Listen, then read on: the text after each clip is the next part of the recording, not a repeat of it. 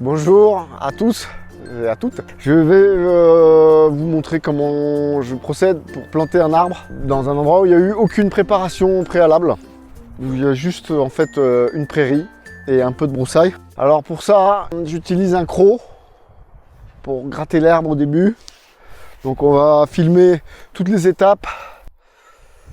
J'ai une grelinette, une fourche bêche, une pelle, un picou, parce que c'est avec ça que je désherbe, et un sécateur pour retailler les racines des arbres, et un chien, voilà. Pour la période de plantation, là on est début janvier, donc c'est impeccable. Donc évidemment pour faire ça, il ne faut pas que le sol soit trop gelé, parce que sinon c'est du béton, et si c'est trop mouillé, ça fait de la boue. Pour ceux qui partent d'un endroit où il n'y a pas d'herbe, évidemment il n'y a pas besoin de cette étape-là. Vous pouvez passer à l'étape tout de suite à l'étape d'après. Ou ceux qui ont mis un paillage pour faire mourir l'herbe, on retire le paillage et en dessous il y a beaucoup moins d'herbe à enlever. Mais là, j'avais pas préparé, donc je suis obligé de passer par cette étape. J'ai matérialisé l'emplacement de mon arbre par un piquet. C'est en pente, donc évidemment je me mets face à la pente. C'est toujours plus facile de travailler voilà, comme ça. Et la première action, donc, c'est avec le croc. Je vais gratter les mousses, les herbes mortes, tout ce qui vient, en fait, je vais enlever. Ce que je conseille, c'est de travailler, décompacter le sol sur 1 mètre carré. Donc il va y avoir 2 passages. Un premier passage en surface, histoire de décoller un petit peu l'herbe, et après la retirer, et un deuxième passage plus profond. Alors avec la grelinette, je prends la mesure. Je sais qu'elle fait 50 cm. Là, voilà, hein, je prends 50, j'attaque ici, là, c'est parti. Donc là, je fais vraiment juste en surface. Voilà, le premier coup est un peu difficile, toujours. C'est juste soulever, comme une espèce de moquette qu'on vient décoller. Ça sent le champignon.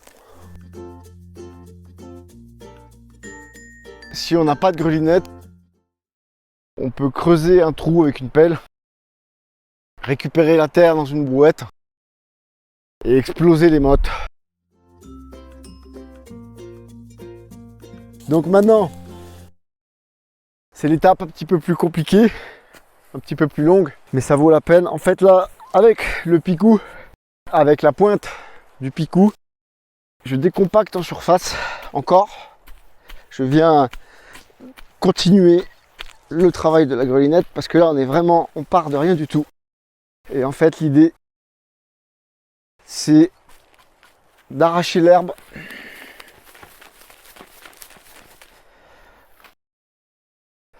D'arracher le chien-dent, l'herbe qu'il y a, et de laisser sur place la terre de surface, en fait.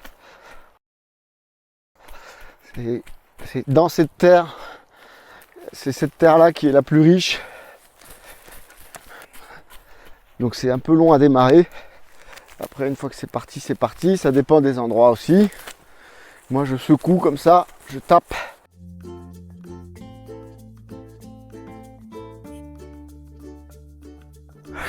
Voilà, c'est une étape assez difficile, hein. Surtout que là c'était vraiment des conditions difficiles avec un chien-dent assez persistant. Donc là après je viens fignoler avec le croc. Donc je suis toujours dans le travail de surface, hein. Je viens fignoler les dernières petites touffes, enlever le maximum en fait des petits rhizomes de chien-dent. Il en restera toujours, mais plus j'en enlève, mieux ce sera pour la suite.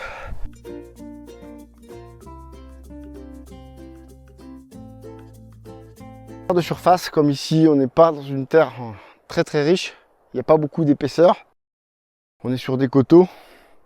C'est dans les 10-15 premiers centimètres qu'il y a vraiment le plus de vie dans le sol. Je préfère passer par cette étape-là plutôt que d'arracher l'herbe avec une motte et de tout retirer. Voilà, bon bah là maintenant je vais passer à un autre coup de grelinette plus profond, toujours dans l'idée de décompacter, mais sans soulever, ni tout mélanger, ni tout retourner. Alors là, on voit que c'est dur, hein, c'est compact. Donc je prends pas trop large. Je prends à chaque fois, je me recule de 10 cm maximum. Hein.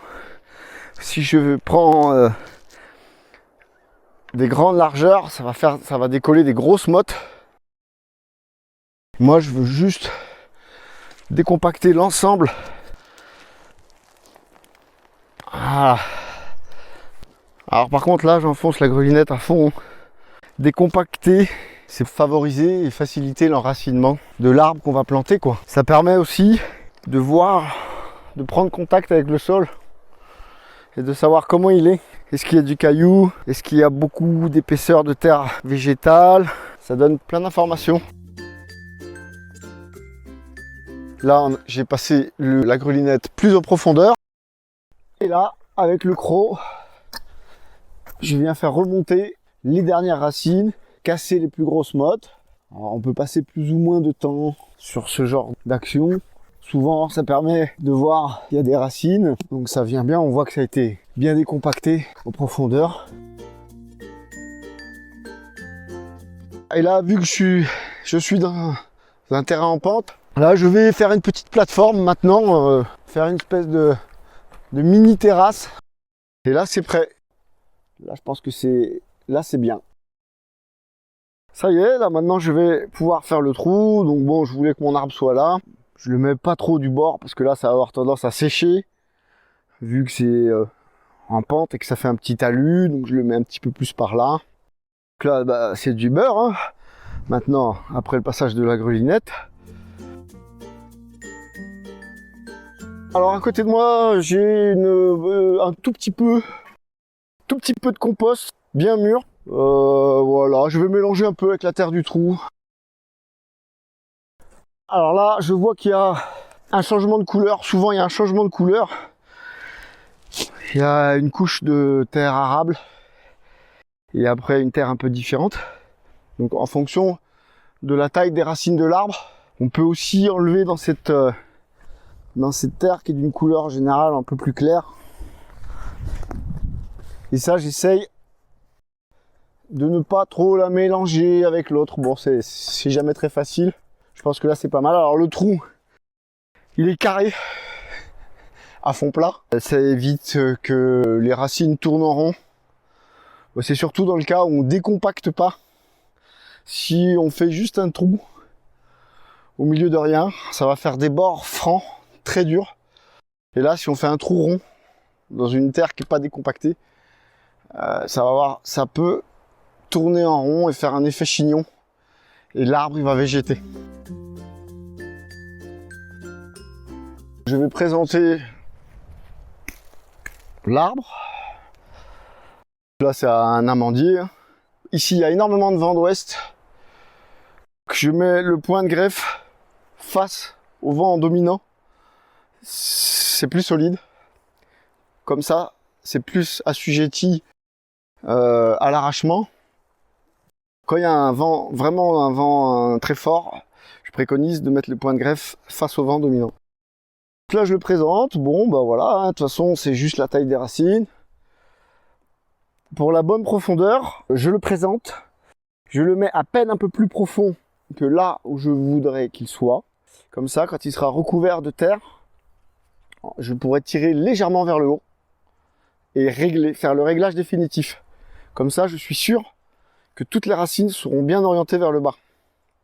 Si je le mets trop haut, après, que je pousse, ça va faire monter les racines et ça, c'est pas bon. Avant de vraiment mettre l'arbre, je vais décompacter le fond du trou. avec une fourche bêche. J'ameublie encore en profondeur pour inviter les racines à descendre en fait plus facilement et à l'eau aussi de pénétrer au fond. La terre du trou que j'ai mis dans la brouette, enfin une partie de la terre du trou parce que j'ai pas tout mis, je mélange là avec le compost. Bon alors ça c'est pas obligatoire, hein. S'il n'y a pas de compost, c'est pas grave. Ne faut surtout pas mettre de fumier frais au fond d'un trou. Ça pourrait vraiment pourrir et brûler les racines. Si vous voulez mettre du fumier, en général on le met en surface à la fin. On peut griffer et on peut l'incorporer dans les premiers centimètres.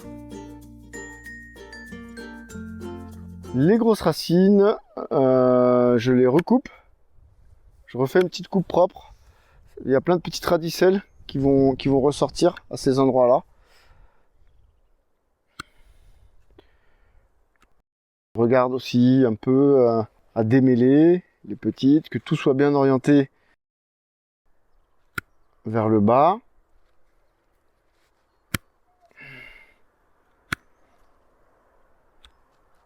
Celle-là, je préfère la couper parce que sinon, on va se retrouver dans une position un peu bizarre. Donc tant pis, je préfère la couper pour qu'elle soit en position verticale. Au moment où on va mettre de la terre, il y a tout qui va se mettre vers le bas quand même. Je mets donc le point de greffe face au vent dominant. La terre du fond, je l'avais mis ici. Donc je vais recommencer à boucher avec la terre du fond pour essayer de respecter les couches. C'est ce qu'on dit tout le temps, qu'il faut éviter de mélanger les terres du fond avec la terre du dessus. S'il y a des boules, je les égrène. Alors c'est ce moment-là est quand même assez important. Ne pas reboucher en envoyant des grosses boules. S'il y a des grosses boules, on les égrène, on les éclate à la main. Alors forcément, il faut tenir l'arbre d'une main. On peut demander à quelqu'un si on est deux de nous le tenir. Sinon, il faut le faire tout seul. Donc là, j'ai mis à peu près toute la terre du fond que j'avais mis de côté, qui est d'une couleur un peu plus claire, un peu plus grise. Donc là, je prends ma terre que j'ai mélangée avec du compost. Je fais attention à ce qu'il n'y ait pas de feuilles qui aillent au fond.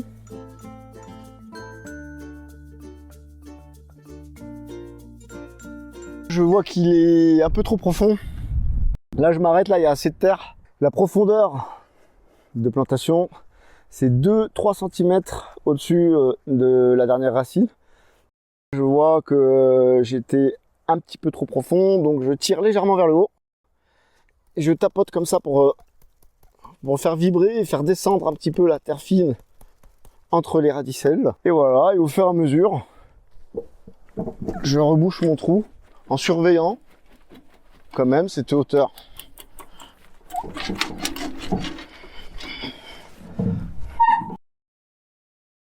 La terre qui reste, je l'étale grossièrement et après avec l'arrosage aussi, ça va se tasser encore.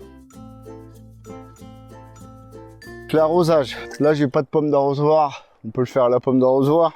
C'est au moins 2 arrosoirs. En fait, ça dépend aussi dans quel type de sol on est. L'arrosage, c'est important. C'est pour qu'il y ait le contact entre les racines et la terre. Ça peut pas être fait tout de suite, ça peut être fait le lendemain, mais bon, en général, il vaut mieux le faire tout de suite. Comme ça, c'est fait. Donc là, j'ai mis 2 arrosoirs. Je constatais que l'eau commençait à stagner un petit peu, donc c'est ça que j'aime bien. Et puis après, ça s'enfonce. Là, je peux appuyer légèrement, mais alors vraiment très très léger avec le pied. Moi, je le fais voilà, pas trop fort parce que je sais que dans cette terre-là, dès que j'appuie dessus, ça devient du béton. Et voilà, la plantation est terminée. Maintenant, un paillage. Alors, on peut pailler avec des feuilles, si on a des feuilles, du foin, de la paille. Et surtout, ce que je conseille, c'est de pas mettre une trop grosse couche. En hiver, on en met un petit peu pour couvrir le sol et que la vie en dessous commence à se faire et que les champignons commencent à attaquer un petit peu la paille, mais pas trop épais. Si on en met trop épais, Ça coupe l'arrivée de l'eau de la pluie en fait. Au début en hiver, je conseille une petite couche jusqu'au moment où il commencera, après en mai, juin, quand il commencera à faire très très chaud et à pleuvoir de moins en moins, là on peut augmenter l'épaisseur. Alors autre chose sur le paillage, c'est bien de laisser la base des troncs libre. En fait, pas faire ça, pas trop comme ça là. Voilà, ça peut pourrir, attirer des champignons et voilà, garder un peu trop d'humidité à cet endroit-là, là au niveau des collets. Juste un petit peu. Et moi j'aime bien aussi en mettre. Bon là, il n'y en a pas énormément, hein. Il y en a voilà, c'est une petite couche. Et j'aime bien en mettre aussi un petit peu plus loin, comme ça limite le retour de l'herbe dans la zone de plantation. Bon ben voilà, c'est la fin de cette vidéo sur la plantation.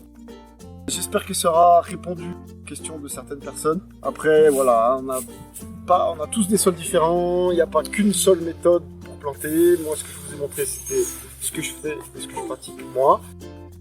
On fera d'autres vidéos sur la taille de formation, est-ce qu'on rabat les sions à la plantation ou pas.